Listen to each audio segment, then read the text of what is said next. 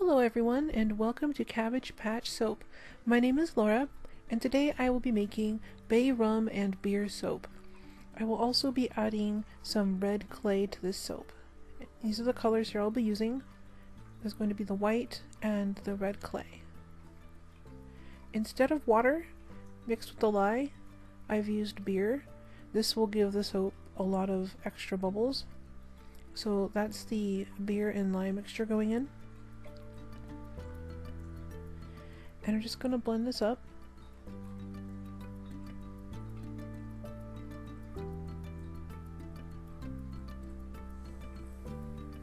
And I'm going to divide this up into the two different colors.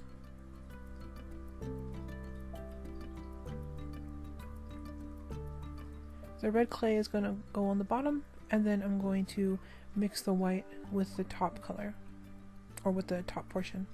So this is the red clay.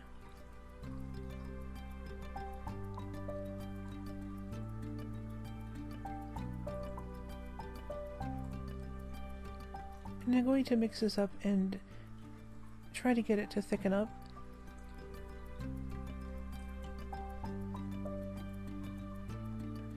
The red clay will make the soap feel really nice. If you like on your own, you can look up different benefits of red clay and beer in soap products, but as I've said before, and if you ask other soapers, unfortunately we're not able to make any kind of claims about our soap. We can only say that it will get you clean. But it is nice to put extra different products in the soap. So this is a fragrance going in. The fragrance is bay rum.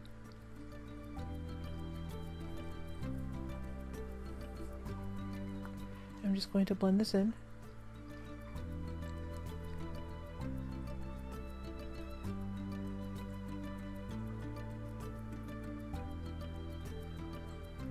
And this took quite a while to come to a thick trace. I wanted this to be firm enough to float the second color on top.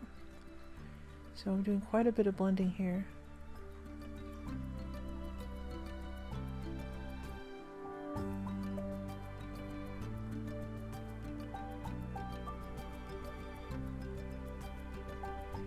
I'm just going to pour this into the mold first, so I'm tapping out some of the air bubbles.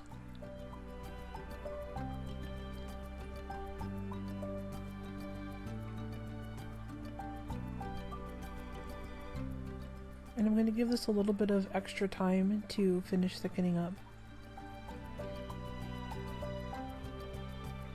And this white portion, I'm going to deliberately mix in some air to give it a bubbly look in the soap.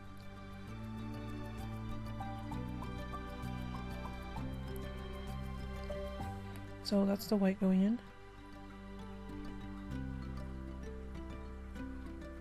And this is the last bit of the fragrance oil.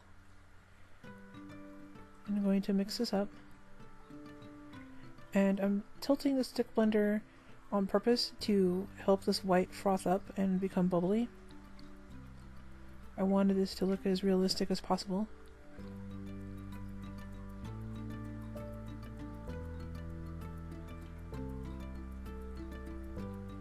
Normally you avoid getting air bubbles in your soap, but for the top of this beer soap I wanted it to have bubbles on top.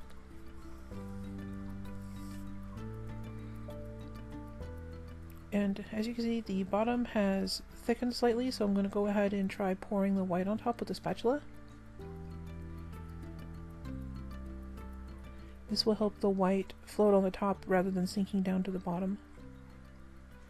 I'm just going slow to make sure that I don't break through the bottom layer or spill it, even though I'm going to make a mess anyway.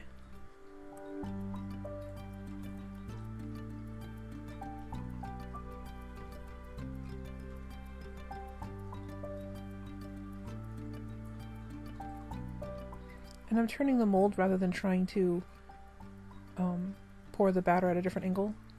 Sometimes it's easier to just move the mold. And hopefully with these new pouring pitchers, you're able to see what I'm doing a little bit better. So here I'm just putting the rest of the batter on top, and I'm trying not to break down those bubbles.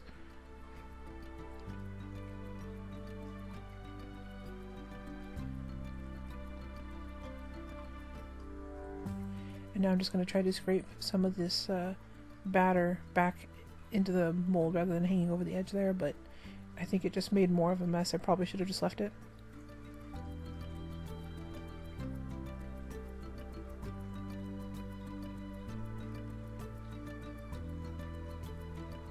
But here's the finished beer soap.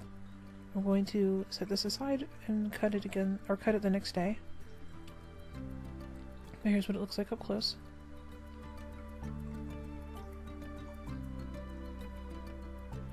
And here it is the next day. As you can see, the heat from the extra sugars and things in the beer caused it to crack a little bit, which is totally fine.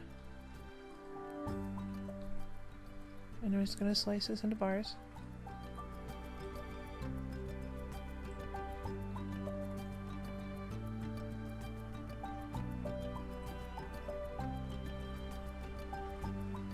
And here's how it looks. That's one of the end pieces. I'm going to pull out a bar from the middle there.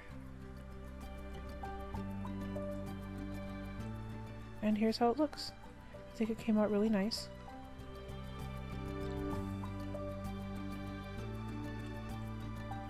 These will be part of the Radical May collection and will be available on May 1st if you'd like to purchase a bar. They smell really nice despite having beer in them. And the fragrance oil actually does come through really nicely. It has a kind of a nutty, spicy smell to it. It's really nice. And these are the end pieces, which I'll cut up to make samples. If you enjoyed this video, please consider giving it a like and subscribing to my channel. It really helps me out. And thank you for watching. You have a great day.